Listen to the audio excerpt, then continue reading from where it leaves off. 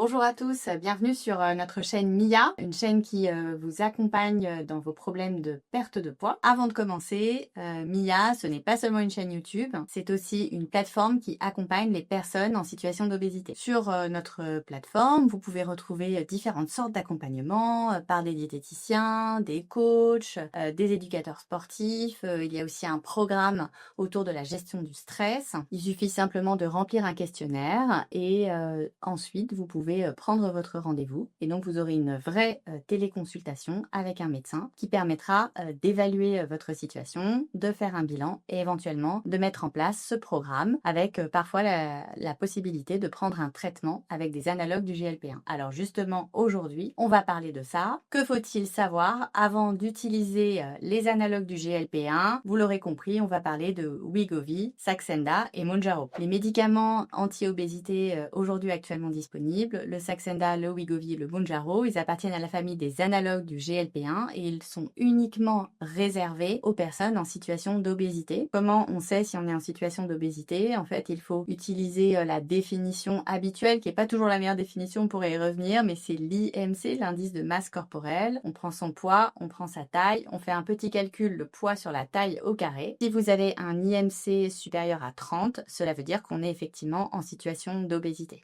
Après, il y a différents niveaux d'obésité. Alors, la Haute Autorité de Santé a défini 3 niveaux d'obésité. Le premier, c'est les personnes qui ont une obésité simple. Souvent, elles ont un IMC entre 30 et 35. Elles n'ont jamais eu de prise en charge jusqu'à présent, pas forcément vu de diététicien ou de nutritionniste. Elles n'ont pas de problème de santé très important, que ce soit en rapport avec leur poids ou d'autres maladies. Et il n'y a pas de raison particulière pour lesquelles elles ont cet excès de poids. Donc, souvent, cette prise en charge ne nécessite pas forcément l'utilisation des médicaments dans un premier temps. On peut aller voir son médecin généraliste, consulter un diététicien, mettre en place de l'activité physique. Et puis, on peut avoir une obésité de deuxième niveau. Alors, ça veut dire quoi, deuxième niveau? C'est souvent des patients qui ont un IMC entre 35 et 40, qui ont déjà eu des prises en charge spécialisées ou alors qui commencent à avoir un retentissement de leur obésité, que ce soit par exemple un problème d'hypertension artérielle, de cholestérol, d'apnée du sommeil, qui nécessite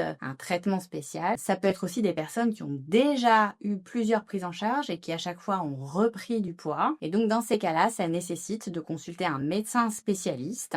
Donc ces médecins spécialistes, ce sont des endocrinologues ou des médecins nutritionnistes qui ont une formation dans l'obésité. Et là, éventuellement, si la diététique et l'activité physique n'ont pas suffi, on peut aussi recourir à une prise en charge avec des psychologues, voire utiliser ces fameux médicaments de la famille des analogues du GLP-1. Et puis, il y a une troisième situation. Là, ce sont des patients qui ont une obésité beaucoup plus importante. Donc, c'est le troisième niveau. Ça peut être aussi des personnes qui ont déjà eu une chirurgie bariatrique, donc une sleeve ou un bypass. Des personnes qui ont une maladie importante, qui ont pris des médicaments. Donc ceux-là aussi, ils peuvent être pris en charge par les médecins spécialistes, les endocrinologues ou les médecins nutritionnistes. Et pour certains, pour les patients qui ont des situations les plus sévères, à ce moment-là, il y a des centres experts en France qu'on appelle les centres spécialisés de l'obésité, CSO. Il y en a un peu plus de 30 en France et vous pouvez d'ailleurs retrouver les coordonnées de ces CSO sur le site internet Obésité France. On vous mettra le lien dans la description. Alors pourquoi je vous parle de ces situations? Parce qu'il peut y avoir effectivement des situations extrêmes avec des maladies plus compliquées qui nécessitent là vraiment une prise en charge très spécialisée. Alors on va parler de la situation la plus fréquente pour laquelle on peut utiliser les médicaments, les analogues du GLP-1. Mais avant ça, en fait, il faut que le médecin qui vous voit puisse vous interroger, connaître votre histoire médicale, les autres traitements, donc faire toute une évaluation. Donc la première étape lorsqu'on est en situation d'obésité, c'est de faire une évaluation médicale. Pourquoi? Pour chercher s'il y a des causes particulières qui expliqueraient les problèmes de poids, pour voir s'il y a un retentissement. Par exemple, est-ce qu'il y a du diabète? Est-ce qu'il y a un excès de cholestérol? Est-ce qu'il y a une maladie cardiaque? Est-ce qu'il y a de l'hypertension? Est-ce qu'il y a du foie gras? Est-ce qu'il y a ce qu'on appelle la mâche? Est-ce qu'il y a des apnées du sommeil? Est-ce qu'il y a des problèmes articulaires? On va aussi s'interroger sur les médicaments que vous prenez, parce que parfois on sait qu'il y a certains de ces médicaments qui peuvent justement induire des problèmes de poids. Est-ce qu'il y aurait aussi des maladies associées qui pourraient expliquer qu'il y ait plus de risques avec les médicaments, ou en tout cas qu'on ait des précautions à prendre. Et ça, je vais vous en reparler un peu plus tard. Dans l'entretien que vous avez au départ avec votre médecin, c'est très important de lui donner le maximum d'informations pour que justement il puisse choisir le moment et le type de traitement le plus adapté à votre cas. L'une des premières choses aussi qu'on va regarder, c'est est-ce qu'il y a des contre-indications à l'utilisation des médicaments, des analogues du GLP-1. Alors en fait, les contre-indications formelles, elles sont très très rares. Il y a une maladie rare, une forme de cancer de la thyroïde qu'on appelle le carcinome médulaire de la thyroïde, avec parfois des gens qui ont une maladie qui s'appelle la néoplasie endocrinienne multiple de type 2. Bon, si ça vous intéresse,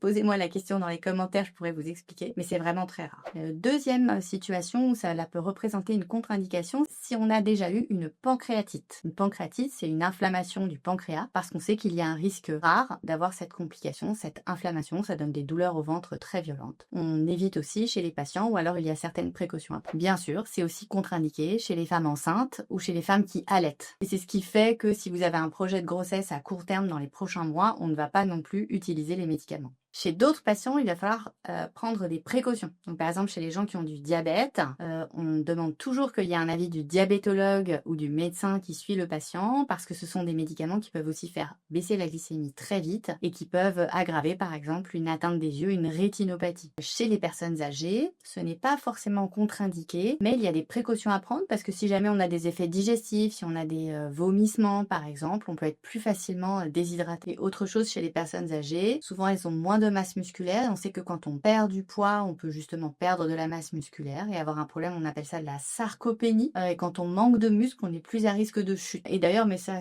vaut aussi bien pour les personnes âgées que pour les jeunes. Je rappelle qu'il est toujours essentiel de mettre en place une activité physique quand on souhaite perdre du poids. Encore une ou deux autres précautions chez les gens qui ont des maladies inflammatoires de l'intestin. Donc si vous avez une maladie de Crohn, une rectocolite hémorragique et un problème d'obésité, on peut utiliser ces médicaments à condition de ne pas être en période de crise et d'en avoir parlé avec son gastro-entérologue. Donc en tout cas, si vous avez un doute, n'hésitez pas à en discuter avec votre médecin traitant et on décidera éventuellement ensemble, le médecin spécialiste et le médecin traitant, si on peut essayer ce traitement ou si on doit faire une surveillance particulière. Donc avant d'utiliser les médicaments, je vous rappelle qu'il faut d'abord essayer de mettre en place un rééquilibrage alimentaire. 2, 3 ou 4 repas, incluant des légumes, des protéines, des féculents, des fruits, en tout cas une alimentation diversifiée, telle que on vous la conseille le plus souvent. Souvent les patients me disent ah moi j'ai pas le temps de faire du sport, ou comme je suis trop lourd, j'ai peur de me faire mal, ou je me sens pas de faire du sport, donc je veux attendre de perdre du poids pour commencer à mettre en place l'activité physique. Moi je dis souvent c'est pas forcément la meilleure solution, parce que le fait de remettre en marche des muscles, ça va aussi aider à se sentir mieux. Donc si c'est trop difficile de s'inscrire dans une salle de sport parce que vous vous sentez pas à l'aise, parce qu'elle est trop loin, parce que vous n'avez pas le temps, il existe aussi toutes sortes de solutions très simples, de marcher un petit peu plus, d'utiliser les escaliers au lieu de prendre l'ascenseur, de faire quelques mouvements 5 minutes le matin.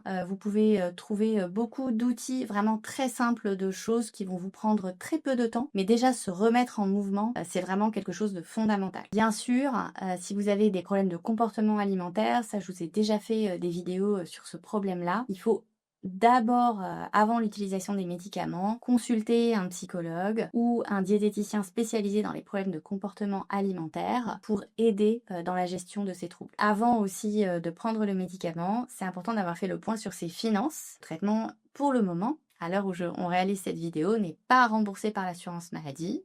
Donc il faut compter à peu près un prix de l'ordre de 300 € par mois sur au moins 1 an à 1 an et demi. Donc il faut aussi s'être préparé et savoir ça pour pouvoir s'organiser sur son budget. Alors à quoi je dois m'attendre quand je commence à utiliser des analogues du GLP-1, du Wegovy, du Saxenda, du Mounjaro? On va perdre du poids. Plus de 90% des personnes qui utilisent ces médicaments perdent du poids. On est à peu près à 8% de perte de poids en moyenne sous Saxenda, environ 15% sous Wegovy et plus de 20% sous Mounjaro. Donc certes, le médicament il va marcher, par contre ce n'est pas un médicament miracle, c'est-à-dire que tout le monde ne va pas devenir mince. Si votre poids de départ c'est 120 kg, même avec les plus grosses pertes de poids, autour de 20% de perte de poids, on ne s'attend pas à avoir quelqu'un qui va peser 60 kg. Ce n'est pas une pilule miracle, c'est une aide, c'est un outil, en plus du reste de l'accompagnement. Donc ce à quoi on doit aussi s'attendre et ce qu'on doit savoir, c'est quels sont les effets secondaires possibles. Je ne vais pas tous les redécrire, j'en ai déjà parlé dans d'autres vidéos, mais c'est des troubles digestifs, des nausées, ça peut être des vomissements, des problèmes de transit. Plus de 80% des patients rencontrent ce type d'effets secondaires, mais la plupart du temps, ils s'atténuent avec le temps. En tout cas, ce qui est important aussi, et il faut le prévoir, il faut continuer le suivi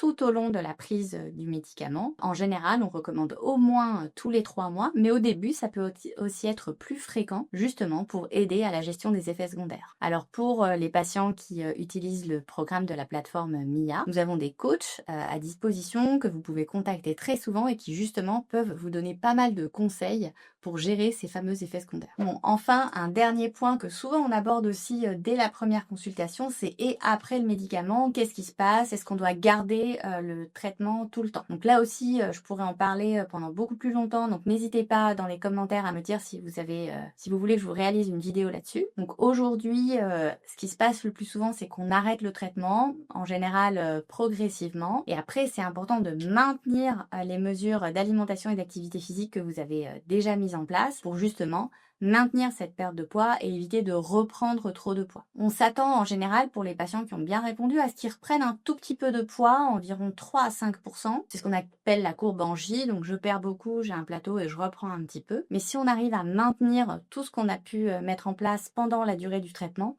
le plus souvent après on maintient aussi un poids qui est quand même un poids d'équilibre satisfaisant pour sa santé et pour soi-même. Alors est-ce qu'il faut après continuer le traitement au long cours ou continuer des petites doses ou changer de médicament? Aujourd'hui, il n'y a pas encore d'études scientifiques, mais je vous en reparlerai une autre fois. Voilà, donc normalement, vous savez tout ce qu'il faut savoir justement avant d'utiliser les médicaments, les analogues du GLP-1. Donc si vous avez encore des questions sur le Wegovy, le Saxenda et le Mounjaro, n'hésitez pas à me les poser dans les commentaires. Et je vous dis à bientôt sur MIA.